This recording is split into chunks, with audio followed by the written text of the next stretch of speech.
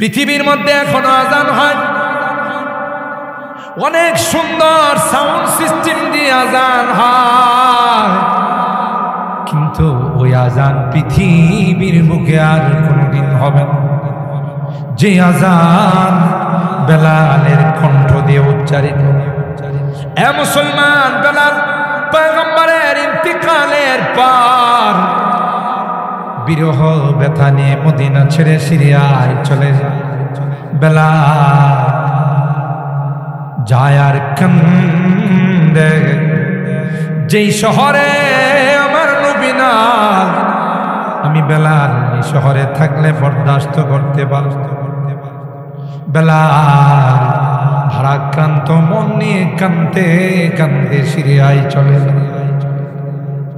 আল্লাহর হাবিব বেলালকে স্বপ্ন দেখাই, বেলাল, হে বেলাল, তুমি এত বড় নিষ্ঠুর হয়ে গেলে বেলাল, একটা বার কি মনে চায় না আমি পয়গম্বরের রওজায়ে পাক জিয়ারত? এ বেলাল, তোমার আযান কি আমি নবীর শুনতে মনে চায়? খাপ দেখি বেলাল চমকাইয়া উঠলেন আর কান্না শুরু করে দিলেন। বেলাল আবার কাঁদতে কাঁদতে মদিনায় আসলেন। বেলালকে দেখে সবাই বলে, বেলাল মসজিদে নববীর জান্নাতি আযান হয় না। আল্লাহ নবীর দৌহিত্র হযরতে হাসান হুসাইন বললেন, একটা বার আযান দাও। আল্লাহ নবীর কলিজার টুকরা হাসান হুসাইনের আবদার ফেলতে পারেন নাই বেলাল মসজিদে নববীর মিনারায় আযান দেওয়ার জন্য দাঁড়াইলেন। যখনই বেলাল বলে আল্লাহু আকবার, আল্লাহু আকবার, বেলালের আওয়াজ শুনতে দেরি হয়, মদিনায় কান্নার রুল বইতে শুরু হয় না।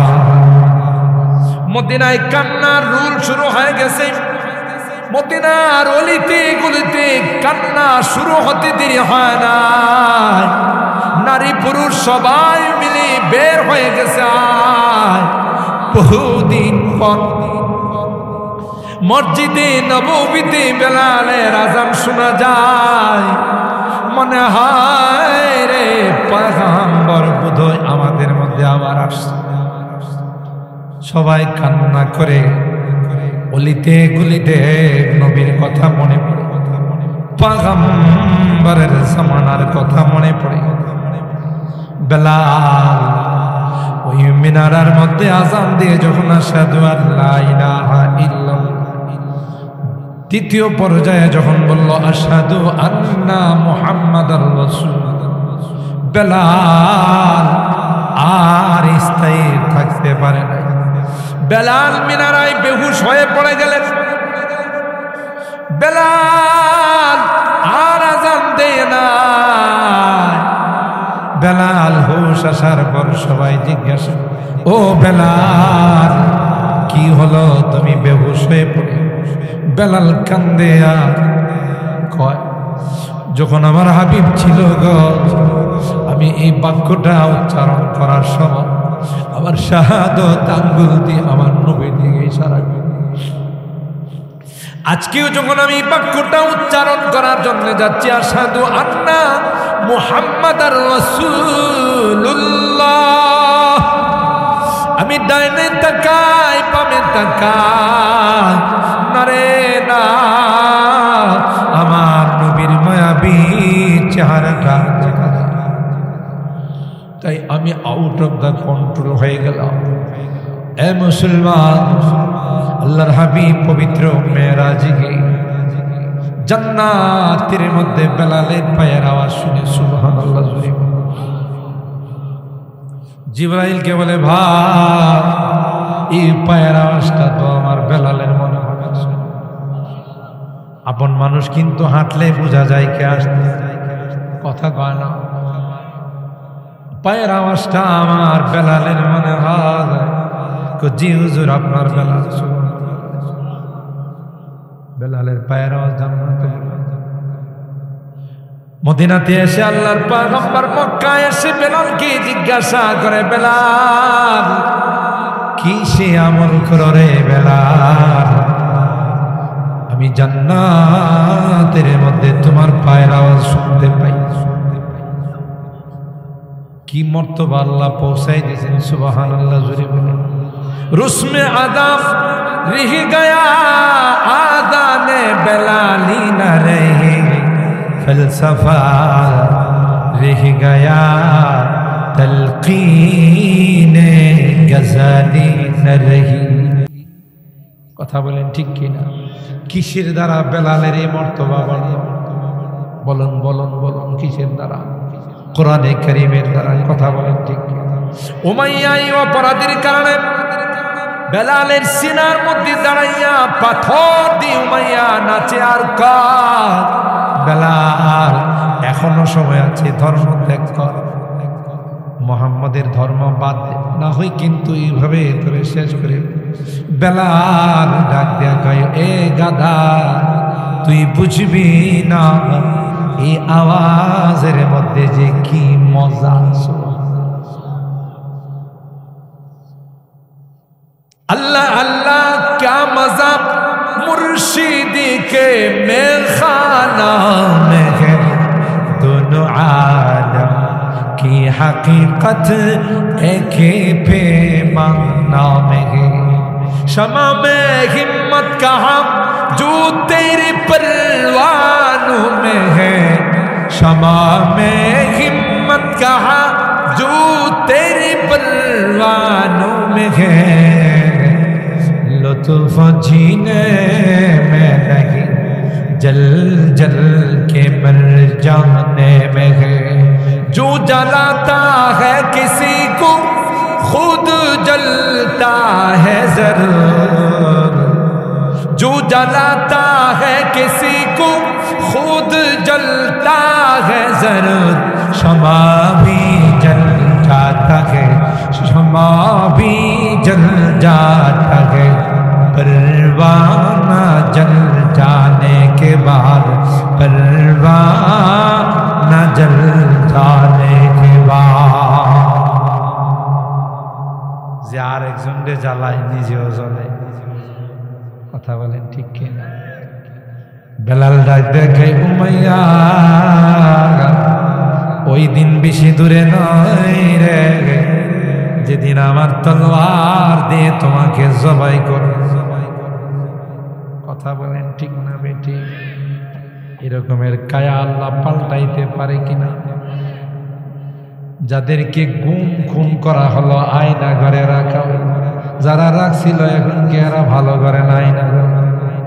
কথা কয় না। जो जलाता है किसी को खुद जलता है जरूर, शमा भी जल जाता है, परवाना जल जाने के बाद। শাশুড়ি মা চোখের পানিগুলো ছিঁড়ে দিয়া কয়, মা পাও দিয়ে আমাকে চুলকাও। কারণ রে আমার শাশুড়ি মা আমারে বলেছিলেন পিঠটা একটু চুলকায় দাও, বেয়াদবি করে পাও দিয়েছিল। সুবহানাল্লাহ। কালকে গয়া তাই সেই ফলাফল আল্লাহ আমাকে দিবে, আর এই জন্যে তোমার পাও যাচ্ছে। এটা আমার কপালে ছিল গো, যেমন কর্ম। কষ্ট হইতেছে আপনাদের? কষ্ট বিষয় হইলে দোয়া করে দিই। কথা কয় না এ ভাই, কথা চলে আসছে এই জন্য কথাগুলো। অনেক মা এখানে বয়ান শুনতে আসছে, অনেক বৌমা বয়ান শুনতে আসছে। এই মা তুমি শুনে রাখো, তুমি যেরকম আচরণ করবে ভবিষ্যতে তোমার সঙ্গ সেরকম আচরণ, বরং তা নয় তার চেয়ে আর একটু বেশি করবে। আল্লামা মুফতি শফি রাহিমাহুল্লাহ তার কিতাবের মধ্যে লিখেন, এক বাবাকে তার সন্তানরা মারতে মারতে ঘরের থেকে বের করছেন, ঘরের থেকে বের করে বাহিরে নিয়ে আসছেন। একটা পর্যায়ে পিটাইতে পিটাইতে একটা জায়গাতে যখন গেছে, বাবা ডাক দেয়া কয়, यही मुझे रहने दो, यही मुझे रहने दो। मैंने तो अपने वालिद को मार मार करके यही रहने दिया, तुम मुझे उससे बाहर क्यों ले जा रहे हो? উর্দুতে বলছে, আমাকে এই পর্যন্তই রাখো, কারণ আমিও আমার বাবাকে ঘর থেকে পিটাইতে পিটাইতে পর্যন্ত নিয়ে আসছিলাম। এখন তো তোমরা সীমানা পার হয়ে চলে যাচ্ছ। ছেলেরা কয়, আরো সামনে তোকে পিটাইতে পিটাইতে নিয়ে যাব। কথা বলেন ঠিক কিনা?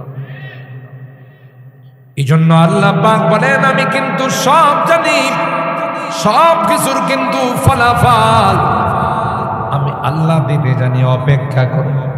আজকে যদি তুমি মার কুল যদি খালি করতে চাও, বৌমারা ঘরে আইসেই চেষ্টা করে সন্তানটাকে কি করে মার কুলের থেকে খালি করে সেপারেট হয়ে যায়। আপনাদের এলাকায় নাই, অন্য এলাকার কথা কি করে সন্তানটাকে পৃথক করে নিবে, কি করে সন্তানটাকে সেপারেট করে নিবে, একা বড় লোক হয়ে যাবে। আল্লাহর কসম, এই বৌমা তুমি মনে রাখো, আজকে যদি তুমি শাশুড়ি মার কুল খালি করে দাও, ওই দিন বেশি দূরে নয় রে, যেই দিন তোমার সন্তানকে তোমার বৌমা তোমার কুল খালি করে দিবে। কথা বলেন ঠিক কিনা?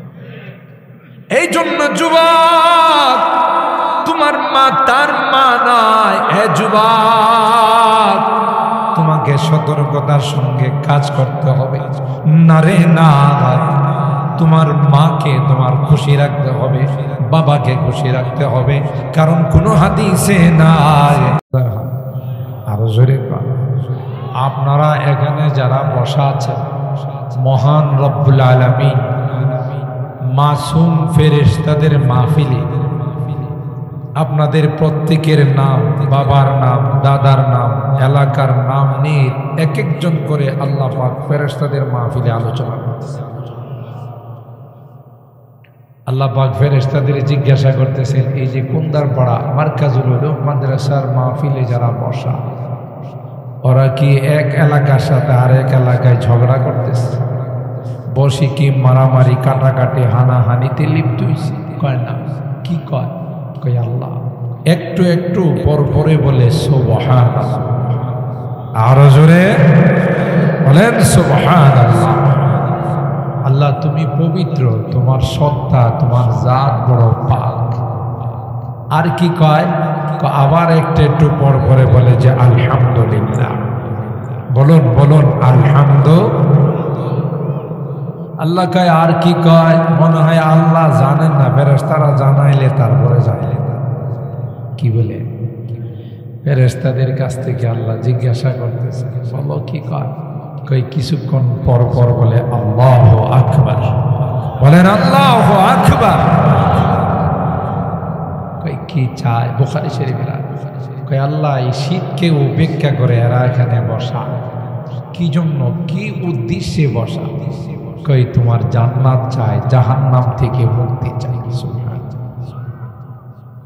আল্লাহ পাক বলেন তোমরা সাক্ষী থাকো আমি আল্লাহ তাদের জীবনের সমস্ত গুনাহগুলো মাফ করে দিয়ে জাহান্নাম থেকে মুক্তির ফয়সালা করে আমি আল্লাহ জান্নাতের মেহমান বানাই দিলাম।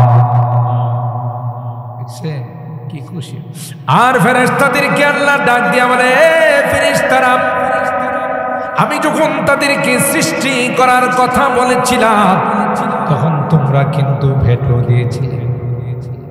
তোমরা বলেছিলে আতাজালু ফিহা মাইয়ুফসিদু ফিহা ওয়া ইয়াসফিকুদ দিমা নাহনু নুসাব্বিহু বিহামদিকা ওয়া নুকদ্দিসু লাক। এ মালিক, এমন জাতিকে তুমি বানাইবা যারা দুনিয়ার জমিনে গিয়ে মারামারি করবে, কাটাকাটি করবে, রক্তপাত করবে, বিভিন্ন রকমের ফিতনা ফাসাদ অশান্তি সৃষ্টি করবে। কি লাভ তাদেরকে বানাইয়া? আমরাই তো তোমার তাসবিহ তাহলিলের জন্য যথেষ্ট, তোমার পবিত্রতা বর্ণনা করার জন্য যথেষ্ট। আল্লাহ ফেরেশতাদেরকে ধমক দিয়ে বলেছিলেন, চুপ থাক, বেশি পণ্ডিতি করবে না। ইন্নী আ'লামু মা লা তা'লামুন, আমি যা জানি তোরা তা জানিস না। আমার এই বান্দাগুলো কখনো যদি শয়তানের ধোঁকায় পড়ে গুনাহ করে ফেলে, নাফরমানি করে ফেলে, পরক্ষণে যখন তাদের মনে পড়বে, হায় হায় বড় খারাপ কাজ করে ফেললাম, নাফরমানি করে ফেললাম, দু ফোঁটা চোখের পানি ফেলে যখন আমার কাছে মুনাজাত করে, আমার কাছে যখন তাওবা, আমার ইজ্জতের কসম, আমি আল্লাহর সাথে সাথে তাদের জীবনের গুনাহগুলো মাফ করে দিই। আর এই পানিটার এত পাওয়ার, এত পাওয়ার, দুই ফোঁটা চোখের পানি যে জাহান্নামের আগুনকে 3000 বছর হিট দেওয়া হয়েছে। 1000 বছর হিট দেওয়ার পর আগুনের কালারটা লাল টকটকে হয়ে গেছে। আল্লাহ বলেন আরো 1000 বছর হিট দাও। ফেরেশতারা আরো 1000 বছর হিট দেওয়ার পর ওই লাল আগুনটা সাদা হয়ে গেছে। আল্লাহু আকবার বলেন। এ ভাই, আল্লাহ বলেন আরো 1000 বছর হিট দাও। পরবর্তী 1000 বছর হিট দেওয়ার পর ওই আগুনটা সাউদা মুজলিমা, কালো অন্ধকার হয়ে গেছে, 1 ইঞ্চি দেখা যায় না। ওই আগুনটা 3000 বছর হিট দেওয়া হয়। দুনিয়ার কোন আটলান্টিক মহাসাগর, বঙ্গোপসাগর, আরব সাগর, সমস্ত সাগরের পানি যদি দেওয়া হয়, ওই জাহান্নামের আগুনকে কেউ নিভাইতে পারবে না। পয়গম্বর বলেন, আমার কোন উম্মত যদি আল্লাহর ভয়ে, গুনার ভয়ে, জাহান্নামের ভয়ে যদি 2 ফোঁটা মুনাজাতের মধ্যে চোখের পানি ফেলে দেয়, আল্লাহ ডাক দিয়া কয়, ওই চোখের পানির এত পাওয়ার, এত পাওয়ার, পানিটা পড়তে দেরি হয়, জাহান্নামের আগুন অফ হতে দেরি হয় না। মান বাকা মিন খাশিয়াতিল্লাহ হারামাল্লাহু আলাইহিন নার। আল্লাহর হাবিব বলেন, আল্লাহর ভয়ে আল্লাহর কোন বান্দা বান্দি যদি কান্দে, এ মালিক অপরাধ হয়ে গেছে, ভুল করে ফেললাম, নামাজ পড়ি নাই, রোজা রাখি নাই, নেশা করছি গো, চুরি করছি, ডাকাতি করছি, দুর্নীতি করছি, চাঁদাবাজি করছি, আল্লাহ সুদি কারবার করছি, বিভিন্ন রকমের গুনাহতে লিপ্ত হয়েছি, বেপরদায় চলছি রে, বুঝতে পারি না। এই অনুতপ্ত হয়ে যখন তাওবা করি, 40 বছরের গুনাহ আমি আল্লাহ 40 সেকেন্ডের মধ্যে অল ডিলিট করে দিই। কত বড় দয়ালু! এই রকমের মাহফিলের মধ্যে আসার দরকার আছে না? মুহতারাম হাজির, যেদিন থেকে আল্লাহ আসমান আর জমিন বানাইছে, সেদিন থেকে 12 মাসকে মিনহা আরবাআতুন হুরুম, এই 12 মাসের মধ্যে 4টি মাসের মর্যাদা আল্লাহর কাছে অনেক বেশি। সুবহানাল্লাহ। 4টি মাস, বর্তমান যে মাস আরবি ক্যালেন্ডার অনুযায়ী চলতেছে, এই মাসের নাম কি বলেন ভাই? বলেন। রজব। কি মাস? রজব মাস।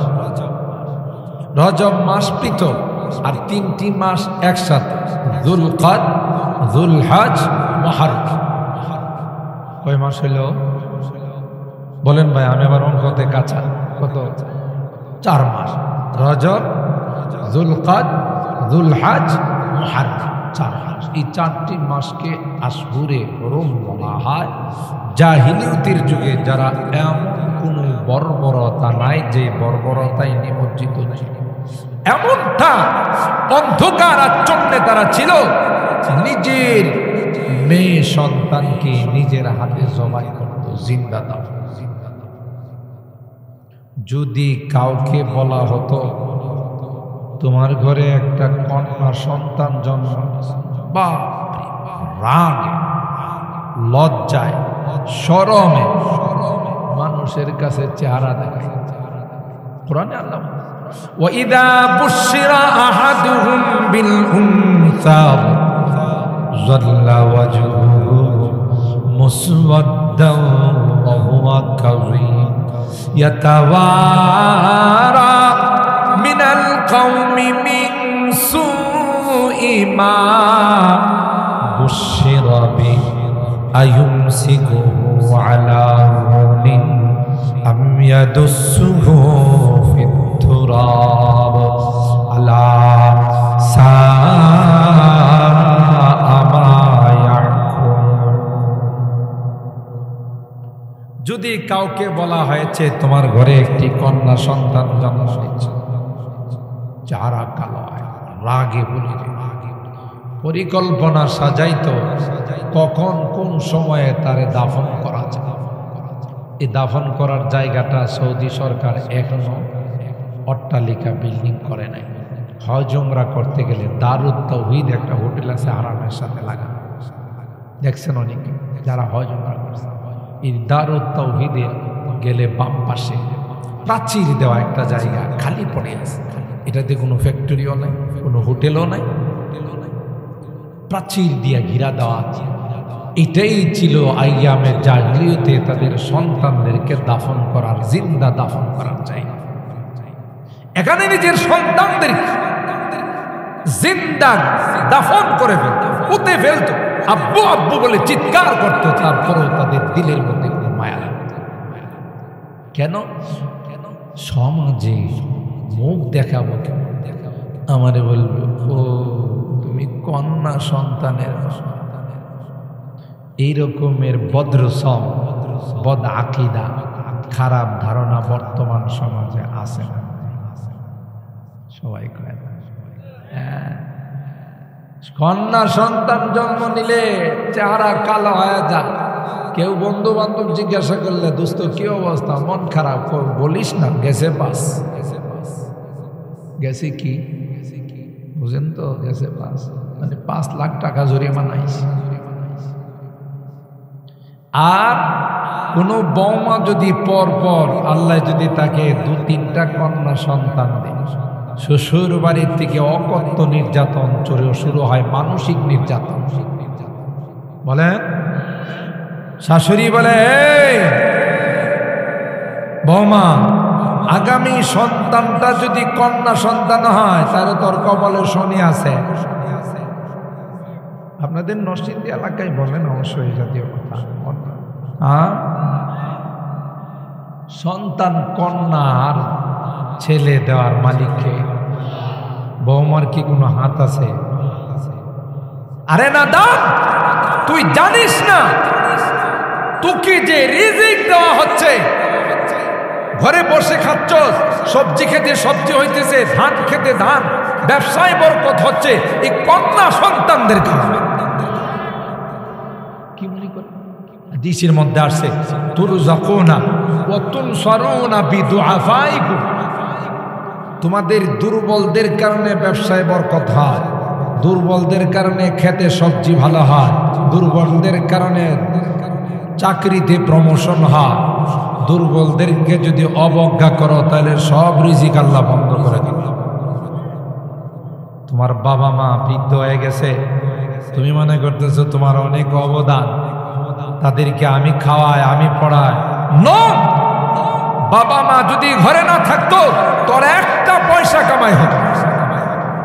কথা কয় নিজের বাহাদুরি মনে করো না।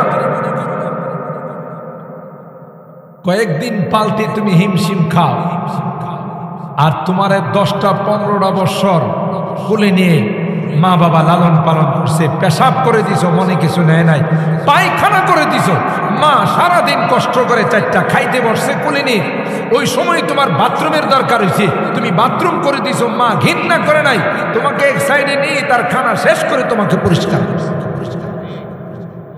কম বক্তব্য নসিব। এখন মাকে দেখতে পারো না, বাবাকে দেখতে পারো না, তুমি সাহেব হয়ে গেছো।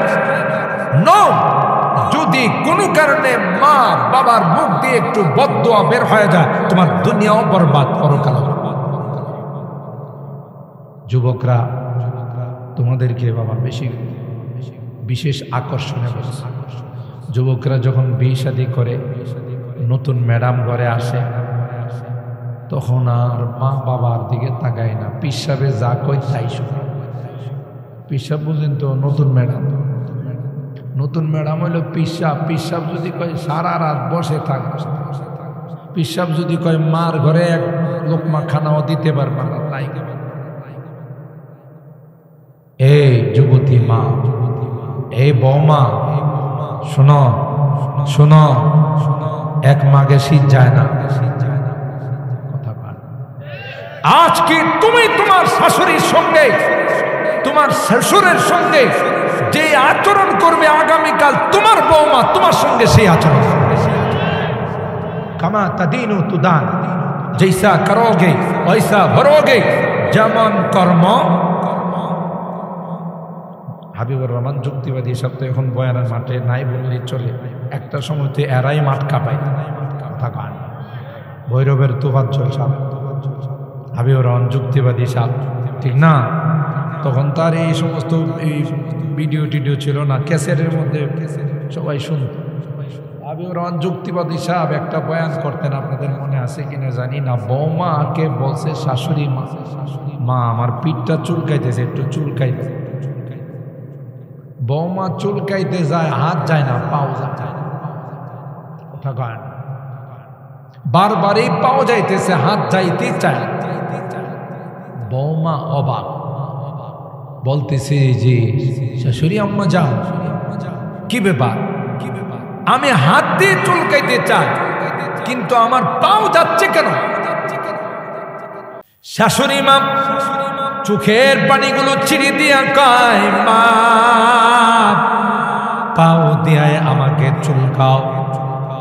কারণ রে, আমার শাশুড়ি মা আমারে বলেছিলেন পিঠটা একটু চুলকায় দাও, বেয়াদবি করে পাও দিয়েছিল। সুবহানাল্লাহ, কালকে গয়া তাই সেই ফলাফল আল্লাহ আমাকে দিবে, আর এই জন্যে তোমার পাও যাচ্ছে। এটা আমার কপালে ছিল গো, যেমন কর্ম। কষ্ট হইতেছে আপনাদের? কষ্ট বিষয় হইলে দোয়া করে দিই, কথা কয় না। এ ভাই, কথা চলে আসছে, এই জন্য কথাগুলো। অনেক মা এখানে বয়ান শুনতে আসছে, অনেক বৌমা বয়ান শুনতে আসছে। এই মা, তুমি শুনে রাখো, তুমি যেরকম আচরণ করবে ভবিষ্যতে তোমার সঙ্গ সেরকম আচরণ, বরং তা নয় তার চেয়ে আর একটু বেশি করবে। আল্লামা মুফতি শফি রাহিমাহুল্লাহ তার কিতাবের মধ্যে লিখেন, এক বাবাকে তার সন্তানরা মারতে মারতে ঘরের থেকে বের করছেন, ঘরের থেকে বের করে বাহিরে নিয়ে আসছেন। একটা পর্যায়ে পিটাইতে পিটাইতে একটা জায়গাতে যখন গেছে, বাবা ডাক দেয়া কয়, यही मुझे रहने दो, यही मुझे रहने दो। मैंने तो अपने वालिद को मार मार करके यही रहने दिया, तुम मुझे उससे बाहर क्यों ले जा रहे हो? উর্দুতে বলছে, আমাকে এক পর্যন্তই রাখো, কারণ আমিও আমার বাবাকে ঘর থেকে পিটাইতে পিটাইতে পর্যন্ত নিয়ে আসছিলাম। এখন তো তোমরা সীমানা পার হয়ে চলে যাচ্ছ। ছেলেরা কয়, আরো সামনে তোকে পিটাইতে পিটাইতে নিয়ে যাব। ঠিক কিনা? এই জন্য আল্লাহ পাক বলেন আমি কিন্তু সব জানি, সব কিছুর কিন্তু ফলাফল আমি আল্লাহ দিতে জানি, অপেক্ষা করো। আজকে যদি তুমি মার কুল যদি খালি করতে চাও, বৌমারা ঘরে আইসেই চেষ্টা করে সন্তানটাকে কি করে মার কোলের থেকে খালি করে সেপারেট হয়ে যায়। আপনাদের এলাকায় নাই, অন্য এলাকার কথা কি করে সন্তানটাকে পৃথক করে নিবে, কি করে সন্তানটাকে সেপারেট করে নিবে, একা বড় লোক হয়ে যাবে। আল্লাহর কসম, এই বৌমা তুমি মনে রাখো, আজকে যদি তুমি শাশুড়ি মার কুল খালি করে দাও, ওই দিন বেশি দূরে নয় রে, যেই দিন তোমার সন্তানকে তোমার বৌমা তোমার কুল খালি করে দিবে। কথা বলেন ঠিক কিনা? এই জন্য যুবক, তোমার মা তার মা নয়। এ যুবক, তোমাকে সতর্কতার সঙ্গে কাজ করতে হবে। না রে না, তোমার মাকে তোমার খুশি রাখতে হবে, বাবাকে খুশি রাখতে হবে। কারণ কোন হাদিসে নাই স্ত্রীর পায়ের নিচে জান্নাত, বাবার পায়ের নিচে জান্নাত। আল জান্নাতু তাহতা আকদামিল উম্মাহাত, মার পায়ের নিচে। কথা বলেন ঠিক কি না? হুমা জান্নাতুকা ওয়া নার, হাদিসের শব্দ। মা বাবা তোমার জান্নাত, মা বাবা তোমার জাহান্নাম। তুমি কোনটা অবলম্বন করবা, জান্নাত নিবা না জাহান্নাম নিবা, এটা তোমার স্বাধীনতা দেওয়া। কথা বলা। তবে এখন যে কথাটা বলবো এটা আপনাদের একটু মনে কষ্ট লাগবে, কিন্তু কষ্ট লাগলেও আল হাক্কু মুররু, হক কথা একটু তিতাই লাগে, বাস্তবতা আমি যা বলবো তাই। এর জন্য যে একতরফা বৌমা দায়ী, শ্বশুর শাশুড়ি তুলসী পাতা, বিষয়টা কিন্তু এরকম না। কথা কয় না? বর্তমান সমাজের আমাদের সামাজিক ব্যবস্থাটা নষ্ট হয়ে গেছে। যখনই একটা বৌমা ঘরে আসে, নতুন বৌমা আরেকটা সংসার থেকে আমার সংসারকে আপন বানানোর জন্য আমাকে আম্মা ডাকে, আমার স্বামীকে আব্বা ডাকে, সে যে মানসিকতা নিয়ে এই ঘরটার মধ্যে প্রবেশ করে, আমরা কিন্তু তাকে সেইভাবে বরণ করতে পারি না। ঠিক বললাম? কেমন? নিজের মেয়েটাকে বিয়ে দিয়ে দৈনিক 10 বার ফোন দেয়, মা তুমি কি খাইছো, এখন কি করতেছো, কাজ করতেছো না শুয়ে আসো। যদি একটু মেয়েটা বলে যে আজকে সবাইরে খাওয়াই আমি কিছু পাই নাই, হ্যাঁ তুমি কাজ করছো আর তোমারে কিছু খাওয়ায় নাই, আমি এক্ষুনি তোর শাশুড়ির ফোন দিতেছি। শাশুড়ির ফোন দিয়া পুরা কিয়ামত বানায় ফেলা। এই বিয়ান কি এটা চাকরানি মনে করছেন? আদরে আদরে তুলার মতো এটাকে লালন পালন করে বড় করছি, খানা দেন না মানে কি পাইছেন? ও নিজের মেয়ের বেলায় 16 আনা, আর আরেকজনের মেয়ে যে আমার ঘরে বৌমা হয়ে আছে, হে খাইলো কিনা, খানার মধ্যে গোশতের টুকরা পাইলো কিনা, তরকারি পাইলো কিনা, এটার খবর নেওয়ারও দরকার মনে করি না। আরেকজনের বেলায় 16 আনা, নিজের বেলায় 16 আনা, আরেকজনের বেলায় 1 আনাও না। কথা বলেন ঠিক কি? প্রত্যেকটা শাশুড়ি বৌমাকে যদি নিজের মেয়ের মতো মনে করত, মেয়ের মতো আদর করত, একটা বৌমাও শাশুড়ির সাথে বেয়াদবি করত। ফোন দিলেই বলতো যে আমার শাশুড়ি ওনার মতো মানুষ হয়। কথা বলেন? মা আপনি যেরকম আদর করতেন, আমার শাশুড়ি মা তার চেয়ে বেশি আদর করে, সে জান দিয়ে কলিজা দিয়ে শাশুড়ি খেদমত। কথা বলেন ঠিক কিনা? এই শাশুড়ি মারা তাদের যে একবারে দোষ নাই তা নয়। আর কোন কোন গ্রামে তো এই নিয়মে আছে, সবারে খাওয়ার পর কিছু থাকলে বৌমা খাইব না লিখে, যদি কোনো কারণে ক্ষুধা লাগে আর 4টা খায়া ফেলায়, ওরে বাবারে 7 সমুদ্রের পানি দিয়া ধুইল, এটা সই। হ্যাঁ আগে খায়া ফেলাইছো, তোমার এত বড় সাহস? আরে বাবা ক্ষুধা লাগছে, খাওয়ার বেলায় আল্লাহ কোরআনে স্বাধীনতা দিছে, তুমি কে? কথা বলেন ঠিক কিনা?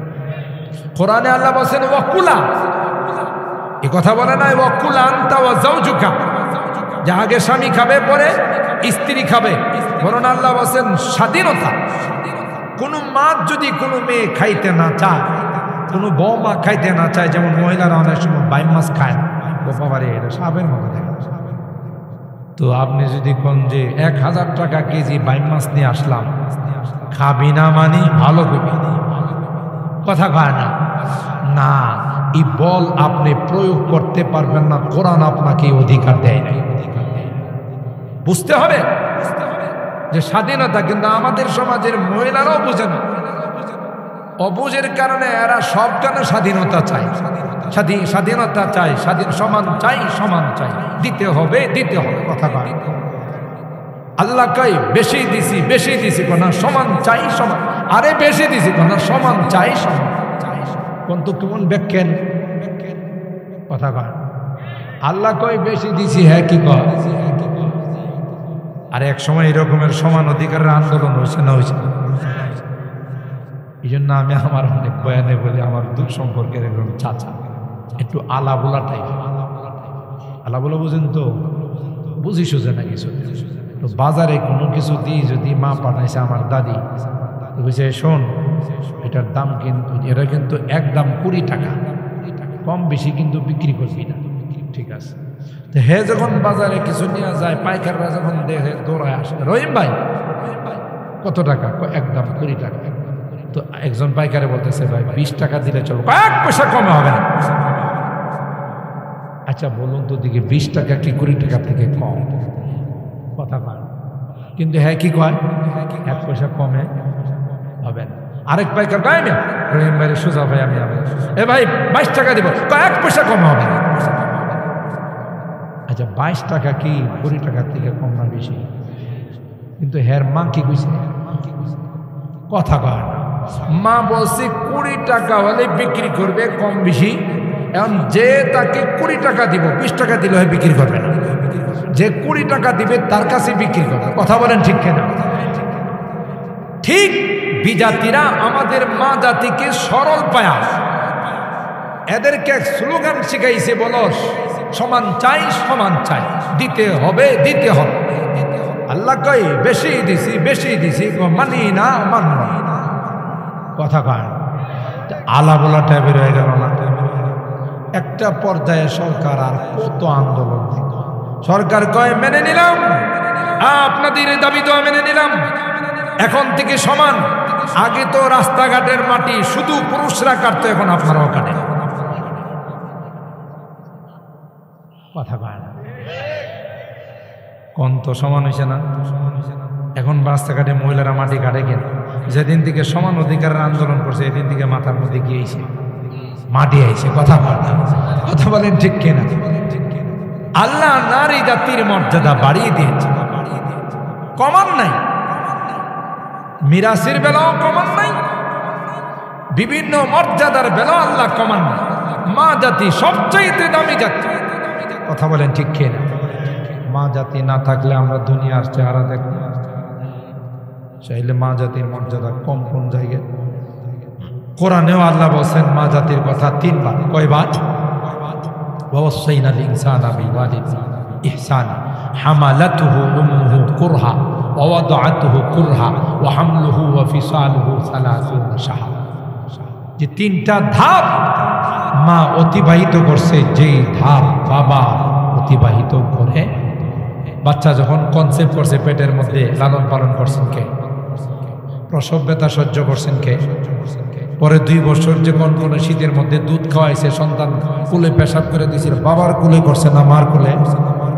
দুধ খাওয়াইছেন কে? এই জন্য মার কথা আল্লাহর হাবিব বলছেন, যখন বলা হলো মান আহাক্কু বিহুসনে সাহাবাতি ইয়া রাসূলুল্লাহ, আল্লাহর হাবিব বললেন যে উম্মুকা সুম্মা মান ক্বালা উম্মুকা সুম্মা মান ক্বালা উম্মুকা সুম্মা মান ক্বালা আবুকা। তাহলে বাবার কথা বলছেন একবার, মার কথা। মার মর্যাদা কম না বেশি? মুহতারাম হাজিরিন, আলোচনাটা আমার মা জাতির দিকে চলে গেছে। কথাটা কোন জায়গা থেকে আসছে মনে আছে? জাহিলিয়তের যুগে নিজের সন্তানকেও তারা কি করত? জিন্দা কেন? তাদের কুসংস্কার ছিল মেয়ে আসা মানে অলক্ষী, মেয়ে আসা মানে কুলক্ষণ, মেয়ে আসা মানে সবসে। অথচ কোরআন বলে, হাদিস বলে, মেয়ে জাতির মধ্যে আল্লাহ যে বরকত দিয়েছেন, মা জাতিকে আল্লাহ যে মর্যাদাওয়ালা বানিয়েছেন, এত মর্যাদাওয়ালা পৃথিবীর আর কোনো জাতিকে আল্লাহ দেয় না। কথা বলেন ঠিক কিনা? এমন বর্বরতার মধ্যেও তারা চুরি ডাকাতি, এবারে জিন্দা বাচ্চাদেরকে দাফন করা। কিন্তু এই 4টা মাস আসলে ওরা সব রকমের অপরাধ থেকে বিরত থাকত। সুবহানাল্লাহ। কোন রকমের অপরাধে জড়াইত তার ভরি ভরি প্রমাণ। বিশেষ করে রজব মাসকে তারা অনেক সম্মান করত। সুবহানাল্লাহ। এই জন্য ওলামায়ে কেরাম জানেন, রজব মাসের শেষে লাগানো আছে রজব ও মুদার। মুদার একটা গোত্র ছিল, এরা বেশি খারাপ ছিল, বেশি অশৃঙ্খল ছিল। তো আব্দুল কায়েস গোত্রের লোকজন ইসলাম গ্রহণ করার পর আল্লাহর হাবিবের দরবারে এসে বলতেছেন, ইয়া রাসূলুল্লাহ, ইন্না লা নাস্তাতিউ আন না'তিয়াকা ইল্লা ফি শাহরিল হারাম ফাবাইনানা ওয়া বাইনাকা হাদাল হাইয়্যু মিন কুফারি মুদার। এরার জন্য আপনার কাছে আসতে পারি না, মুসলমান হয়েছে আগে, ইসলাম আপনার কাছ থেকে শিখবো, আমরা আসতে পারি না। একটা কারণ, রজব মাস যখন আসতো সাহাবাই কেরামদেরকে আল্লাহর নবী দোয়া শিখাইতেন। আপনারা আমার সঙ্গে বলুন, আল্লাহ বারিক লানা ফি রাজাবা ওয়া শাবান ওয়া বাল্লিগনা রমাদান। আবার বলুন, আল্লাহুম্মা বারিক লানা ফি রাজাবা ওয়া শাবান ওয়া বাল্লিগনা রমাদান। এই দোয়াটা ছোট্ট একটি দোয়া, ওলামায়ে কেরামদের কাছ থেকে শিখে নেবেন, যার অর্থ হলো, হে আল্লাহ, আমাদের জন্য রজব আর শাবানে বরকত দান করুন। সুবহানাল্লাহ বলেন। আর সবচেয়ে সেরা মাস আসতেছে মাহে রমাদান। আল্লাহ রমজান পর্যন্ত পৌঁছার আমাদের হায়াতে বরকত পড়বেন তো ইনশাআল্লাহ। 3 নাম্বার, আমার আপনার নবী, বিশ্ব নবী রহমতে আলম হযরতে মুহাম্মদুর রাসূলুল্লাহ সাল্লাল্লাহু তাআলা আলাইহি ওয়াসাল্লামের যেই সকল মুজিজা, এর মধ্যে একটি অন্যতম মুজিজা হলো মেরাজ শরীফ। সুবহানাল্লাহ। এটা কোন মাসে হয়েছিল বলেন ভাই? রজব মাসে। তারিখ নিয়ে দ্বিমত আছে, কিন্তু মাসটা কি? রজব। আল্লাহর হাবিবের পবিত্র মেরাজ, সশরীরে রুহের জগৎ, স্বপ্নের জগৎ, 33 বার আল্লাহর নবীর মেরাজ হয়েছে। সুবহানাল্লাহ। আর একটু আস্তে কথা। বিশ্বকাপ ফুটবল যখন খেলা হয় তখন যে একটা আওয়াজ দেন, সুবহানাল্লাহর আওয়াজ নাকি তার কাছাকাছি গেছে।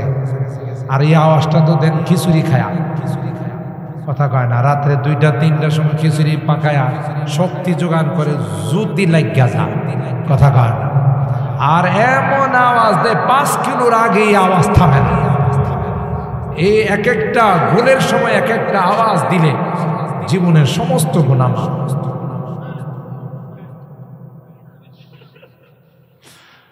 আল্লাহ। আর এখানে যদি সুবহানাল্লাহ বলে আওয়াজ দেন, খুশি হন কে? আরো জোরে বলেন কে? বলেন সুবহানাল্লাহ, বলেন আল্লাহু আকবার, আর জোরে বলেন আল্লাহু আকবার। আরে মুসলমানের আওয়াজ আজকে নিচু হয়েছে, মুসলমানের তাকবীরের আওয়াজ ছোট হয়েছে। তাই বিদাতীরা আজকে ফিলিস্তিনের মধ্যে হামলা করে, লিবিয়াতে হামলা করে, ইরাকে হামলা করে, আফগানিস্তানে হামলা করে। মুসলমানের তাকবীরের আওয়াজ যদি বড় হতো, তাদের কলিজার মধ্যে থরথর করে কাঁপুনি ছিল। জোয়া দিয়ে পারা से उठी गोजी है वही तकबीरिहा। এটাই কবি বলতেছেন,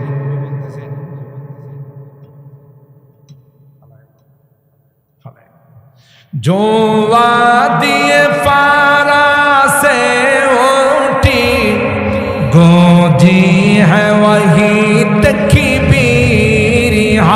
हंसते के सनम खानों के लिए हस्ती के सनम खानों के लिए होता है हरम तामीरी इल्म हुनर का गहवारा तारीख का वशे बारा है हर फूलिहाय के शोला है हर शर्वया मीनारा खुद साकी कौसर मेरा की मैं खाने की बुनियादिहा জানে এই সকল মাদ্রাসা এই যে আমরা কাসমি লাগাই এই সকল মাদ্রাসাগুলো কোরআনের মাদ্রাসাগুলো গোটা বিশ্বে যা সবগুলোর মূল কেন্দ্র হলো দেওবন্দ মাদ্রাসা আর আস্তে সুবহানাল্লাহ আস্তে আর দেওবন্দ মাদ্রাসার ভিত্তি কোন সাধারণ মানুষ রাখে নাই সরকারি দু আলম নবী তার লাঠি মুবারক দিয়ে মাদ্রাসার ভিত্তি কেউ ষড়যন্ত্র করে বন্ধ করে দিতে পারবে কিছুদিন আগে আমরা শুনছি আরে বাবা রে এই মাদ্রাসাগুলো ব্যাঙ্গের ছাতার মতো গজাইতেছে বলছে না একদল মানুষ বড় বড় নেতারা বলছে বড় বড় পদস্থ কর্মকর্তারা বলছে জঙ্গিবাদ প্রজনন কেন্দ্র সন্ত্রাসীদের আস্তানা বলে নাই যারা বলছে এই মাদ্রাসাগুলো তুচ্ছ তাচ্ছিল্য করার জন্য মাদ্রাসায় যারা পড়ে তাদেরকে হেয় প্রতিপন্ন করার জন্য আজকে বাটি চালান দিয়া কোমরে পাওয়া যাইব লাইট মাইরা এগুলোর কোনো পাত্তা আছে মাদ্রাসা আছে না গেছে গা এই মার্কাজুল উলুম কুন্দারপাড়া মাদ্রাসা আছে না নাই ইসলামপুর মাদ্রাসা আছে না নাই দত্তপাড়া মাদ্রাসা আছে না নাই বাংলাদেশের কওমি মাদ্রাসা আছে না গেছে কমছে না বাড়ছে জুড়ে বলে আর ওদেরকে কুইজা পাওয়া যাইব যদিও এরা বলছিল পলাবো কিন্তু এখন আছে না নাই যদিও বারবার বলছে খেলা হবে খেলা এখন যারা খেলতে আসছে এদেরকে দেখে নাই কথা কয় না কেউ নদীতে কেউ গাছে কেউ মাছে বুঝেন নাই কথা নদী দিয়া নিজের প্রিয় বাহন দিয়া যাইতেছিল তখন কুটঘাটটা ধরা বালাইছে প্রথমে চিনতে পারে না কারণ আগে ছিল দরবেশ এখন হলো নাইবেশ কথা কয় না তো তারপরও চেহারা দেখা যখন কুটঘাটটা ধরা বালাইছে ধরার পরে কবুদা আমারে দর্শন কি লাগে যে আরেকটা বই রয়েছে এটা দেখেন না কথা কয় না একজনের তো দাড়ি কাইটা বাঁচবার চাইছে আর একজনের দাড়ি রাইখা বাঁচবার চাইছে কিন্তু দুইটারই নিয়ত সহি না এই জন্য কোনোটাই কামায় না হে দাড়ি রাখছিল দুর্নীতি করার জন্য কথা কয় না মানুষের টাকা পয়সা আত্মসাৎ করার জন্য এই জন্য এই সুন্নত কেটে ফেলে দিছে আরেকটা আদালতের মধ্যে বসে যারা বয়ান করে আলেম ওলামা তাদের বিরুদ্ধে অ্যাকশনে যাওয়ার জন্য দুদককে অনুরোধ করেছিল তল্লাশি করে তাদের ইনকামের মধ্যে ট্যাক্স লাগান আল্লাহ কয় তুই সবর কর উলামায়ে কেরামদের ইনকামের ট্যাক্স নয় তোর নিচের অংশের মধ্যে ট্যাক্স লাগাবো কথা বলে না বস্তা ভরা টাকা নেয়া যখন নদী পার হচ্ছিল মাঝখানে মাঝিরা কই সার ব্যাগটা উঁচা উঁচা এটার ভিতরে কি কিচ্ছু না কাপড় স্যার একটু খুলে দেখি না না খোলা যাবে না না একটু খুলি চেইন টান দেয়া দেখে ওরে বাবা 1000 কোটি টাকা কথা কয় না মাঝিরা তো আল্লাহর কাছে হাত তুলে কই কপাল মেন স্যার দুর্নীতি করে নিয়েছে আমরা নিয়ে গেলাম কথা কয় না সব টাকা পয়সা রাইখা তারে ফেরত দিছে যা তোর দেশে যায় হ্যাঁ এসে কলা পাতাতে শুয়েও বাঁচতে পারে কথা কয় কলা পাতাতে শুইছে দাড়ি রাখছে এলাকার বর্ডারের মানুষ কই যে গনিমতের মাল পাইছি একটু অংশগ্রহণ করি এখন হারানো মানিক পাইছে কি পাইছে কথা কয় না এ হারানো মানিক পায়া সবাই শরিক হইছে ডাক্তারদের পরে রিপোর্টে দেখা গেছে যে ওনার উপরে এই পরিমাণ শরিক হয়েছে সবাই নিচের অংশটা টিকানো কঠিন তাহলে ইনকাম ট্যাক্স কি ওলামায়ে কেরামদের উপরে বসছে না এর নিচের অংশে বসছে? কথা বলেন। ওলামায়ে কেরাম ছিল, আছে, থাকবে, কারণ এরা দুর্নীতি করে সুইস ব্যাংকে টাকা জমা করে না। এরা মাদ্রাসার থেকে 5-10 হাজার টাকা যা পায় এটা দিয়ে সংসার নিয়ে চলে। এদের তো হাম নেই, বিদেশে তাদের কোনো সেকেন্ড হোম নাই। এদেশে জন্মাইছি, এদেশে আমাদের মৃত্যু। এদেশের মাটির দিকে যদি কেউ তাকায় সাথে সাথে তার চোখটা খুলে ফেলবে। কথা বলেন ঠিক কিনা? মাতৃভূমির মায়া, হুব্বুল ওয়াতান মিনাল ঈমান, মাতৃভূমিকে ভালোবাসা এটা ঈমানের। আপনাদেরকে মনে কষ্ট দিয়ে ফেলাইতেছে বেশি। সম্মানিত সুধী, এই জন্য বলতেছিলাম যে কোরআনের এই মাদ্রাসাগুলোর সাথে মহব্বত রাখলে লাভ না লাভ। আর এই মাদ্রাসার বিরুদ্ধে ষড়যন্ত্র করে কি কেউ পার পাবে? পাইছে অতীতে কেউ? বিশ্ব হারামজাদা নমরুদ পাইছে, জুতার পিঠা খাইতে খাইতে গেছে। কথা কয় না। ফেরাউন পারছে, আবু জাহেল, সবার কপালে জুতার পেশা। এরা খাইছে জুতা আর আবু জাহেল্লা খাইছে পেশা। কথা কয় না। আবু জাহেল্লার বাড়ির মধ্যে বিশ্বের সবচেয়ে বড় টয়লেট। তারা হজ উমরা করতেছে আর একবার হইলো এর মাথার মধ্যে যায় মুতে। কথা কয় না। তাহলে কপালে কি পাইছে? কোরআনের বিরোধিতা করে পাইছে কি? পেশাব পাইছে, মুখ পাইছে। কথা বলেন ঠিক কিনা? আর ইন্টারন্যাশনাল হারামজাদা নমরুদ্দা ইসলামের বিরোধিতা করে কপালে জুতা পাইছে। কথা কয় না। কিয়ামত পর্যন্ত যারাই কোরআনের বিরোধিতা করবে, ইসলামের বিরোধিতা করবে, নায়েবে রাসূলদের বিরোধিতা করবে, এগুলোর কপালে জুতা ছাড়া আর কিছুই মিলবে না। খুদ সাকি কৌসর নে রাখি মেখানে কি বুনিয়াদ হা। এটাই কবি বলতেছেন। রাসূল আকরাম সাল্লাল্লাহু আলাইহি ওয়াসাল্লাম নিজের লাঠি মুবারক দিয়ে মাদ্রাসার ভিত্তি রেখে গেছেন।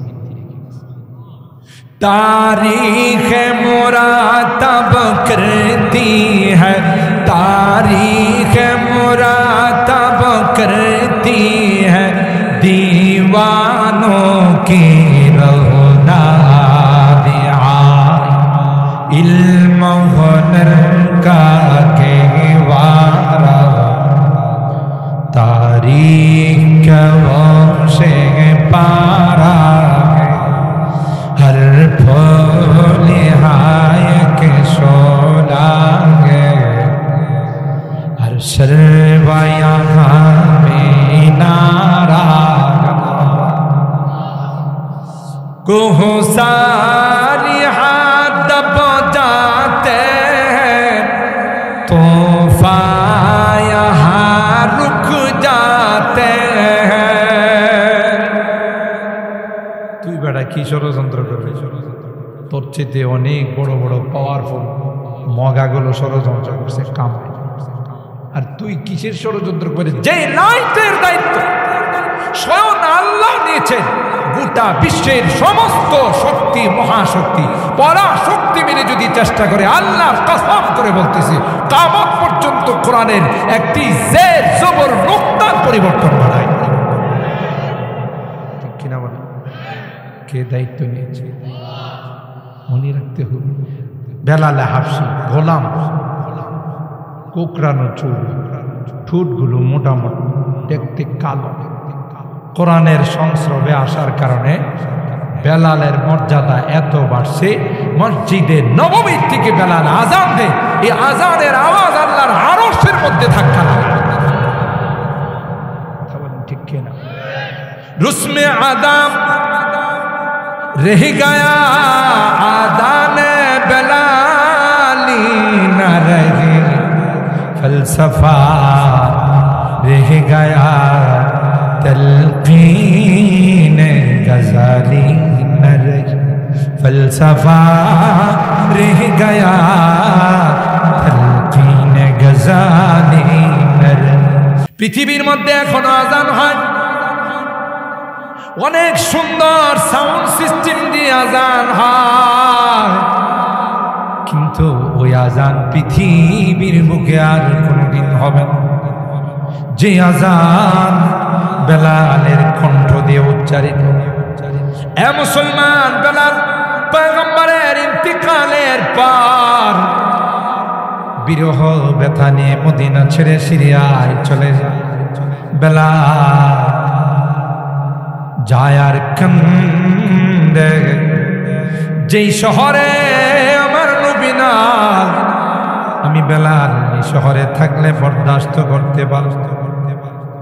বেলাল ভারাক্রান্ত মন নিয়ে কান্দতে কান্দতে সিরিয়ায় চলে যায়। আল্লাহর হাবিব বেলালকে স্বপ্ন দেখাই, বেলাল, হে বেলাল, তুমি এত বড় নিষ্ঠুর হয়ে গেলে বেলাল, একটা বার কি মনে চায় না আমি পয়গম্বরের রওজায়ে পাক জিয়ারত? এ বেলাল, তোমার আযান কি আমি নবীর শুনতে মনে চায়? খাপ দেখি বেলাল চমকাইয়া উঠলেন আর কান্না শুরু করে দিলেন। বেলাল আবার কাঁদতে কাঁদতে মদিনায় আসে। বেলালকে দেখে সবাই বলে, বেলাল মসজিদে নববীর জান্নাতি আযান হয় না। আল্লাহ নবীর দৌহিত্র হযরতে হাসান হুসাইন বললেন, একটা বার আযান দাও। আল্লাহ নবীর কলিজার টুকরা হাসান হুসাইনের আবদার ফেলতে পারেন নাই বেলাল মসজিদে নববীর মিনারায় আযান দেওয়ার জন্য দাঁড়াইলেন। যখনই বেলাল বলে আল্লাহু আকবার, আল্লাহু আকবার, বেলালের আওয়াজ শুনতে দেরি হয়, মদিনায় কান্নার রুল বইতে শুরু হয় না। মদিনায় কান্নার রুল শুরু হয়ে গেছে। মদিনার অলিতে গলিতে কান্না শুরু হতে দেরি হয় না। নারী পুরুষ সবাই মিলে বের হয়ে গেছে। বহুদিন পর মসজিদে নববীতে বেলালের আযান শোনা যায়। মনে হয় রে পয়গম্বর বোধহয় আমাদের মধ্যে আবার আসছে। সবাই কান্না করে অলিতে গলিতে নবীর কথা মনে পড়ে, পয়গম্বরের জামানার কথা মনে পড়ে। বেলাল ওই মিনারার মধ্যে আযান দিয়ে যখন আশহাদু আল্লা ইলাহা ইল্লাল্লাহ দ্বিতীয় পর্যায়ে যখন বলল আশহাদু আন্না মুহাম্মাদার রাসূলুল্লাহ, বেলাল আর স্থায়ী থাকতে পারে না। বেলাল মিনারায় বেহুশ হয়ে পড়ে গেলেন। বেলাল আর আযান দেয় না। বেলাল হুশ আসার পর সবাই জিজ্ঞাসা, ও বেলাল কি হলো, তুমি বেহুশ হয়ে পড়ে? বেলাল কান্দে আর কয়, যখন আমার হাবিব ছিল গো, আমি এই বাক্যটা উচ্চারণ করার সময় আমার শাহাদত আঙ্গুল দিয়ে আমার নবীর দিকে ইশারা করে। আজকেও যখন আমি এই বাক্যটা উচ্চারণ করার জন্য যাচ্ছি, আশহাদু আন্না মুহাম্মাদার রাসূলুল্লাহ, আমি ডাইনে তাকাই বামে তাকাই, নারে না আমার নবীর মায়াবী চেহারাটা দেখা যায়। তাই আমি আউট অফ দ্য কন্ট্রোল হয়ে গেলাম। এ মুসলমান, আল্লাহর হাবিব পবিত্র মেরাজে গিয়ে জান্নাতের মধ্যে বেলালের পায়ের আওয়াজ শুনে সুবহানাল্লাহ জুড়ে জিবরাইলকে বলে, ভাই এই পায়ের আওয়াজটা তো আমার বেলালের মনে হয়। আপন মানুষ কিন্তু হাঁটলে বোঝা যায় কে আসতে, কথা কয় না। পায়ের আওয়াজটা আমার বেলালের মনে হয়। জি হুজুর, আপনার বেলাল। বেলালের পায়ের আওয়াজ জান্নাতে। মদিনাতে এসে আল্লাহর পয়গম্বর মক্কায় এসে বেলালকে জিজ্ঞাসা করে, বেলাল কি সে আমল করে বেলাল? আমি জান্নাতের মধ্যে তোমার পায়ের আওয়াজ শুনতে পাই। কি মর্তবা আল্লাহ পৌঁছাই দিয়েছেন, সুবহানাল্লাহ জোরে বলুন। রুসমে আদম रह गया आदाने बेलाली न रहे, फलसफा रह गया तलकीने गजाली न रही। কথা বলেন ঠিক কিনা? কিসের দ্বারা বেলালের এই মর্তবা বাড়লো? বলুন বলুন বলুন, কিসের দ্বারা? কোরআনে কারীমের দ্বারা। কথা বলেন ঠিক কিনা? উমাইয়া এই অপরাধীর কারণে বেলালের সিনার মধ্যে দাঁড়াইয়া পাথর দিয়ে উমাইয়া নাচে আর কাঁদে। বেলাল এখনো সময় আছে, ধর্ম ত্যাগ কর, মুহাম্মাদের ধর্ম বাদ দে, না হয় কিন্তু এইভাবে তোরে শেষ করে। বেলাল ডাক দেয়া কয়, এ গাধা তুই বুঝবি না এই আওয়াজের মধ্যে যে কি মজা। अल्लाह अल्लाह क्या मजा मुर्शिदी के मेखाना में है, दोनों आलम की हकीकत एक पैमाना में है।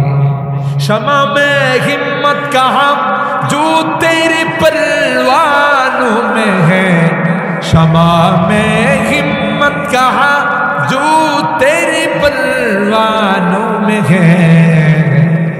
लुत्फ जीने में नहीं जल जल के मर जाने में है। जो जलाता है किसी को खुद जलता है जरूर, जो जलाता है किसी को खुद जलता है जरूर। शमा भी जल जाता है, शमा भी जल जाता है, परवाना जल जाने के बाद, परवाना जल जाने के बाद। যে আর একজনকে জ্বালায় নিজেও জ্বলে। কথা বলেন ঠিক কিনা? বেলাল ডাক দেখে, উমাইয়া ওই দিন বেশি দূরে নয় রে, যেদিন আমার তলোয়ার দিয়ে তোমাকে জবাই করব। কথা বলেন ঠিক না বেটি? এরকমের কায়া আল্লাহ পাল্টাইতে পারে কিনা? যাদেরকে গুম খুন করা হলো আয়না ঘরে রাখা, যারা রাখছিল এখন কি এরা ভালো করে না আয়না ঘরে? কথা কয় না। जो जलाता है किसी को खुद जलता है जरूर, शमा भी जल जाता है, परवाना जल जाने के बाद। মোমবাতি বঙ্গবল জ্বালা, উনি কি থাকে না নিজেও জ্বলে? কথা কয় না। এই জন্য সাবধানে কাজ করতে হবে। বাঘের উপরও আকাশ অফাওকা কুল্লি দিন। তাহলে বেলাল হাবশি, সালমানে ফার্সি, আম্মার ইবনে ইয়াসির, সুহাইব, এরা গরিব মানুষ, দূর দরাজ থেকে এসে কোরআনের সংস্রবে আসার কারণে আল্লাহ তাদেরকে এত দামি বানিয়েছে। আর আবু জাহেল, আবু লাহাব, উতবা, সাইবা, উমাইয়া, শয়তানের বাচ্চাগুলো নবীর বংশধর হয়ে কোরআনের বিরোধিতা করার কারণে মানুষে যায় মুতে। দেখছেন নি কারবারটা? পৃথিবীর সবচেয়ে বড় টয়লেটটা কার কপালে জুটছে? কোরআনের পক্ষে থাকার কারণে না বিপক্ষে যাওয়ার কারণে? বিপক্ষে যাওয়ার কারণে। কথা বলেন ঠিক কি? কোরআনে কারীমে আল্লাহ বলেন, কুল হাল ইয়াস্তাবিল্লাযীনা ইয়ালামুনা ওয়াল্লাযীনা লা ইয়ালামুন। হে নবী, আপনি জানিয়ে দিন যারা শিক্ষিত, যারা অশিক্ষিত, অর্থাৎ যারা কোরআন শিক্ষা করে, ইলমে ওহী শিক্ষা করে, কোরআনের বিদ্যা যারা অর্জন করে আর যারা করে না, তারা কোনোদিন সমান হতে। তবে এই সূক্ষ্ম কথাটা সবাই বুঝবে না। ইন্নামা ইয়াতাযাক্কারু উলুল আলবাব, বুদ্ধিমান যারা এরাই বুঝবে। তোমরা যাদেরকে বুদ্ধিজীবী মনে করো এরা না, এরা তো বুদ্ধিজীবী না, বুদ্ধিজীব। বাংলা শিক্ষিত হওয়ার পর, ইংরেজি শিক্ষিত হওয়ার পর কোরআন শিখে নাই, নামাজ শিখে নাই, এই দু একটু পরে পরে কয় আরে বাপরে বাপ, মাদ্রাসার জ্বালায় থাকা যায় না। এই যে আজকে ওয়াজ করতেছি, মাইকের আওয়াজ যাইতেছে, দেখবেন সকালে ওইটা কিছু বুদ্ধি জানোয়ার আছে, কথা কয় না। আমি যে জানোয়ার কইছি আপনারা রাগ করেন না, যত শিক্ষা দীক্ষা উপরে যায় তত কি বয়া পেশাব করে না দাঁড়ায়। আপনাদের এগার ছাগল, মহিষ, গরু, বাছুর এদের কোনোদিন দেখছেন পেশাবের সময় বয়ে গেছে? তাইলে হে আর জানোয়ারের মধ্যে কি বেশ? আচ্ছা, আপনাদের গরু মহিষ যদি ঘাস খায় আর হঠাৎ করে ওনার এস্তেঞ্জার দরকার হয়েছে, টয়লেটে যাওয়ার দরকার হয়েছে, এখন কি উনি খানা পিনা বাদ দেওয়া টয়লেট ছাইরা এরপরে খানা দুইটা একসাথে চালায়? তা আমাদের দেশে এমন অনেক বুদ্ধিজীবী আছে, বুদ্ধিজীব আছে, যেগুলো বাথরুমে যায় একদিক দিয়ে টানে আর একদিক দিয়ে ছাড়ে, কথা কয়। কোনদার পাড়াতে নাই, অনেক অন্য জায়গাতে আছে, আপনারা আবার রাগ করেন। হেরে জিজ্ঞাসা করা হয় টয়লেট থেকে বাইরে হওয়ার পর, কি ওখানে টানছস কাপড়, টান না দিলে ক্লিয়ার হয়। এরকমের কিছু জানোয়ার আছে না? কথা বলে। এরা কোরআনের বিরোধিতা করে, ইসলামের বিরোধিতা করে, মাহফিলের বলে শব্দ দূষণ। আর যদি এখানে মোটা সোটা কেউ আইসা নাচতো আর গান গাইতো, ফাইটটা যা কইতো, তাহলে কইতো এটা মজা লাগে। বোঝা গেল এর রোগ হইছে। জ্বর হইলে যেমন পোলাও কোরমা দিলে কয়ে তিতা, ছুটকি ভর্তা দেন, টমেটো ভর্তা, ওরি বাবা মজা। কি আসলে কি খানা মজা বেমজা না, মেশিন বেমজা হয়েছে, কথা কয় না। তো যাদের কাছে কোরআনের আওয়াজ ভালো লাগে না, কোরআনের মাদ্রাসা যাদের ভালো লাগে না, ওদের বোঝা গেল ক্যান্সার হয়েছে। কি হয়েছে? ভালোটা খারাপ লাগে, খারাপটা। আল্লাহ বলেন যারা বুদ্ধিমান, যাদের পরকালের জ্ঞান আছে, অর্থাৎ নামাজ পড়ে রোজা রাখে, আল্লাযীনা ইয়াযকুরুনাল্লাহা কিয়ামান ওয়া কুউদান ওয়া আলা জুনুবিহিম ওয়া ইয়াতাফাক্কারুনা ফি খালকিস সামাওয়াতি ওয়াল আরদ। আল্লাহ বলেন এরা হলো আমার কাছে বুদ্ধিমান। আপনারা আবার কইেন না যে হুজুর উচ্চ শিক্ষিতরে জানোয়ার হয়ে গেছে। আমি কি আমার থেকে জানোয়ার কইছি না, এদের কাজে কর্মে জানোয়ার কইছি। আরো যারা বেশি উচ্চ শিক্ষিত, ডিগ্রি কয়েক মন, এরা দেখবেন এখন আর ডান হাত ব্যবহার করে না, ডান হাতে এখন হেলপিয়ারে বাড়াই দিছে। যা খায় সব বাম হাতে। আপনাদের কোন্দার পাড়া নাই, ঢাকা শহরে আছে, এই যে দেখা যায় বাম হাতে চা খায়, বাম হাতে কলা খায়, বাম হাতে বিস্কুট খায়। আপনি যেন দেখলে মনে করেন ওরে বাবা এত আধুনিক। আধুনিক হইছে না, আদিমিক হইছে, কথা বলেন ঠিক কি? এত আস্তে একটা খাড়াস, কথা কি ঠিক কইলাম? কারণ এই হাত দিয়া কি পরিষ্কার হয়? পিছনের রাস্তা পরিষ্কার করে না। তাহলে হে যখন আবার এই হাত রাখে মুখের দিকে নিতে চাচ্ছে, তাহলে আমরা ইংরেজিতে কি বলবো? যা ত্যাগ করছে তারা আবার ব্যাক করার চেষ্টা করে, কথা কয়। আরে ভাই, যতই আপনি শ্যাম্পু দিয়ে সাবান দিয়ে পরিষ্কার করেন, কিছুটা সেন্ট তো থাকে। এই সেন্টটারে যখন এ আবার মুখের কাছে নিল, তার অর্থ কি আমারটা আবার ফেরত নিতে চায়? হে কি আধুনিক হলো না খাড়া ছিল? হে বলে মডারেট। আবার আরো মডারেট যারা দেখবেন এদের কাপড় শুধু উপরের দিকে উঠে। আপনাদের এলাকা না, আমাদের ঢাকাতে দেখবেন যারা আরেকটু মডারেট হাফ প্যান্ট পরে চলে, বেলাজা বেহায়া কোথাকার, লজ্জা নাই শরম নাই, হাঁটু বাইর করে চলো, কথা বলে ঠিক কিনা? ওই যে আমার এই কথাই সব মাহফিলে আমি বলি, মুরুক্কু বাবারে জিজ্ঞাসা করছে তোমার পোলার লেখাপড়ার কি হবে? বাবারে আমি তো ক্লাস মেলাস বুঝেছি না, মুরুক্কু মানুষ ক্লাস 5, 6, 7, 8, 9 এগুলো। তবে আমার ছেলের লেখাপড়াটা উন্নতি হয়েছে, এটা আমি আজ করতে পারছি। এটা কেমনে বুঝলাম? ওই পোলাটা যখন প্রাইমারিতে পড়তো তখন দেখছি বৈশা পেশাব করছে, যেই হাই স্কুলে পড়তেছে তখন দেখি দাঁড়াই গেছে। তাতে আমি বুঝলাম বসার থেকে দাঁড়াইছে মানে উন্নতি হয়েছে, কথা কয়। আপনারা মনে রাগ করতেছেন, আমার যুবকগুলো কিন্তু ভালো, আমার এই যুবকগুলো ভালো না হলে মাহফিলে আসতো না, কথা বলেন ঠিক কিনা? আর বর্তমান সময়ে যত ইসলামী মহাসম্মেলন হচ্ছে, তাফসীরুল কোরআন হচ্ছে, সবচাইতে অগ্রণী ভূমিকা আমার যুবকরা নিচ্ছে। আমার তো মনে কয়, জানি না এতদিন বাঁচবো কিনা, যুবকরা যেইভাবে ইসলামের দিকে অগ্রসর হচ্ছে এই বাংলাদেশের জমিনে, সামনের পার্লামেন্টে, সামনের সংসদে কেউ যদি কোরআনের মুসলেখা না দেয় যে কোরআন সুন্নাহ পক্ষে আইন করব, বিরুদ্ধে কোন আইন করব না, তা না হলে তাদেরকে সংসদে বসানো হবে না। কথা বলা ঠিক না? কারণ আমরা দেখছি কোরআনের বিপক্ষে আইন করে বহু অশান্তি পেয়েছি, আর অশান্তি দেখতে চাই না। কোরআনে আইন হবে, খেলাফত প্রতিষ্ঠিত হবে, তাই বাংলাদেশে জান্নাতে হাওয়া বিরাজ করবে। কথা বলেন ঠিক কিনা? আমি তো গোটা বাংলাদেশের সব জায়গাতে যাই, আলহামদুলিল্লাহ সব বড় বড় ইসলামী মহাসম্মেলন যুবকরা আঞ্জাম দিত, অথচ আপনাদের এই দিক দিয়ে মাহফিল করে গেলে আগে কয়েক বছর আগের কথাই রূপবান মানুর গান গাইতো, কলের গান গাইতো। কথা বলেন ঠিক কিনা? ভৈরব থেকে পার হইলে ঢাকা যাওয়ার পথে দুই সাইডেই শুনতাম কলের গান গায়, কিন্তু আলহামদুলিল্লাহ এখন কোথাও কলের গান শোনা যায় না। এখন যারা আজকে যাবে রুট দিয়ে, এরা শুনবে যে কোরআনের আওয়াজ হচ্ছে। কথা বলেন ঠিক কিনা? যারা এই মেন রুট দিয়ে যাবে, এরা দেখবে তাফসীর হচ্ছে, কোরআনের কথা হচ্ছে। ইনশাআল্লাহ এই বাংলার জমিনে কালিমার পতাকা পথ পথ করে উঠবে ইনশাআল্লাহ। কথা বলেন ঠিক কিনা? বলেন ইনশাআল্লাহ, বলেন ইনশাআল্লাহ।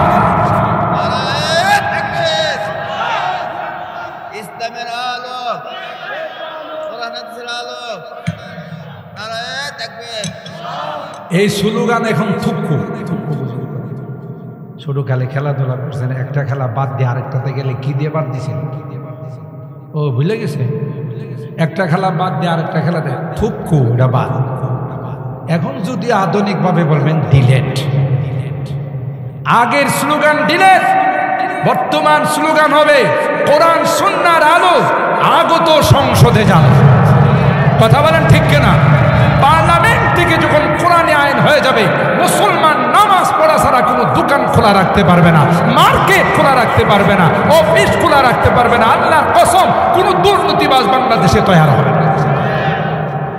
কোনো রকমের কোনো অশ্লীলতা, বেহায়াপনা থাকবে। কথা বলেন ঠিক কিনা?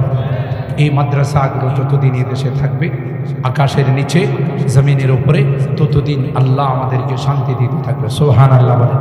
আমরা আযাব গজব থেকে বাঁচতে পারবো। ও মুসলমান, আজকে যে বাচ্চাদের মাথায় পাগড়ি দেওয়া হয়েছে, আপনারা জানেন না তাদের কি পাওয়া। যেদিন সন্তান আপনাকে আপন বলে স্বীকার করবে না, আপনজনকেও আপন বলে স্বীকার করবে না, সেদিন আপনাদের এই কুন্দারপাড়া মার্কাজুল উলুম মাদ্রাসার হাফেজে কোরআনগুলো আল্লাহকে বলবে, আল্লাহ এই মানুষগুলো রাত্রে জাগ্রত থাইকা কনকনে শীতের মধ্যে বসে বসে আমাদের কোরআন শুনছে, আমাদের মাদ্রাসায় আমাদের বড় হুজুর সাইফুল্লাহ সাহেবের সাথে যোগাযোগ করছে, মাদ্রাসায় কি লাগবে দান খায়রাত করছেন, ডোনেশন করছেন, অনুদান দিয়েছেন। আজকে গুনার কারণে বাম কাতারে দেখা যায় না। আমরা তোমার জান্নাতে যাব না যতক্ষণ পর্যন্ত তাদের জান্নাতের ফয়সালা। আর জোরে সুবহানাল্লাহ। ওই দিন কি কেউ আপন বলে কাউকে স্বীকার করবে? নবীরা পর্যন্ত নাফসি নাফসি বলে। একটা হাফেজে কোরআনের যদি পাওয়ার হয়, আলেমের পাওয়ার কম থাকবে না বেশি? সুবহানাল্লাহ। হাফেজরে তো 10 জন, আর আলেমরে আল্লাহ কত জনের পাওয়ার দিবেন তার কোনো হিসাব নাই। সুবহানাল্লাহ জোরে গান। আরো বড় ভাগ্যবান ওই সকল মা বাবা যাদের সন্তানকে হাফেজ বানাইছে। আজকে তো আমরা মাহফিলে তাদের পাগড়ি দিছি, আর হাফেজে কোরআনের মা বাবাকে আল্লাহ নূরের মুকুট পরাই দেবেন আল্লাহর মাহফিল। আল্লাহর মাহফিলে তো আজকে যে পরিমাণ লোক, তার সাথে তো 2 জন বাড়তে পারে নাকি আরো বেশি হবে? সেখানে আল্লাহ নিজেই হাফেজে কোরআনের মা বাবার মাথায় মুকুট পরাই দেবেন। এই মুকুটের উজ্জ্বলতা কি হবে জানেন? আপনার ঘরের ভিতরে যদি সূর্যটা ঢুইকা যায়, বর্তমানে আলো যা আছে তাই হবে না, একটু বেশি হবে, তার চেয়ে তো বেশি আলো হবে হাফেজে কোরআনের মা বাবার মাথার মুকুটের আলো। তাহলে আমাদের সন্তানদেরকে তো মাদ্রাসায় পড়াবো ইনশাআল্লাহ। হাত তোলেন, হাত তোলেন। যাদের সন্তান আছে নিয়ত করেন একটা সন্তানকে হাফেজ বানাবো, আলেম বানাবো। বলেন আল্লাহুম্মা আমিন।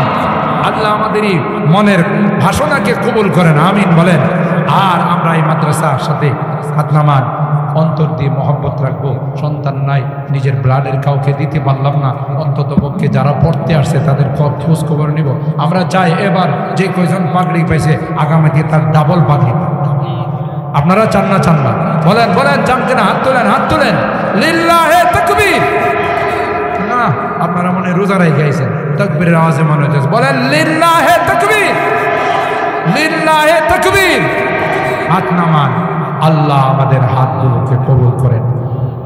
কষ্ট বেশি দিয়ে বলেছেন, রাগ করছেন না তো? আমারও ইচ্ছা ছিল যে 12টার ভিতরে দোয়া হবে ইনশাআল্লাহ।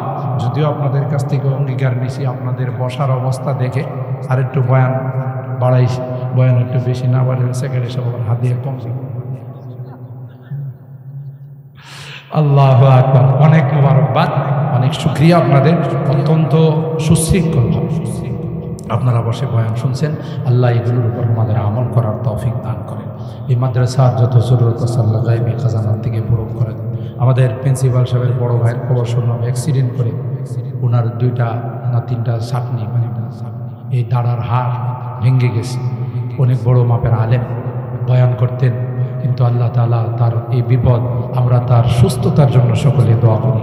আল্লাহ যেন দ্রুত তাকে শিফা দান করেন, আমিন বলেন। আবার যেন দ্বীনের খেদমতের জন্য আল্লাহ কবুল করেন। যত মানুষ অসুস্থ আছেন সবার জন্য, যারা মরহুম হয়ে কবরে শুয়ে আছেন তাদের জন্য, যারা প্রবাসে আছেন তাদের জন্য, যারা আজকের এই মাহফিলে বিভিন্নভাবে মাহফিল সফলতার জন্য ডোনেশন করেছেন, দান খায়রাত করেছেন, আমরা সকলের জন্য, দেশে বিদেশে জিন্দা মুর্দা সুস্থ অসুস্থ সবার জন্য দোয়া করি। বিশেষ করে মুরব্বী মানুষ আমাদের ইঞ্জিনিয়ার সাহেব, সভাপতি সাহেব, সেক্রেটারি সাহেব, ওনারা খুব মনোযোগ সহকারে বসে বয়ান শুনছেন, আপনারাও শুনছেন। সকলের নেক হায়াতের জন্য আমরা দোয়া করি।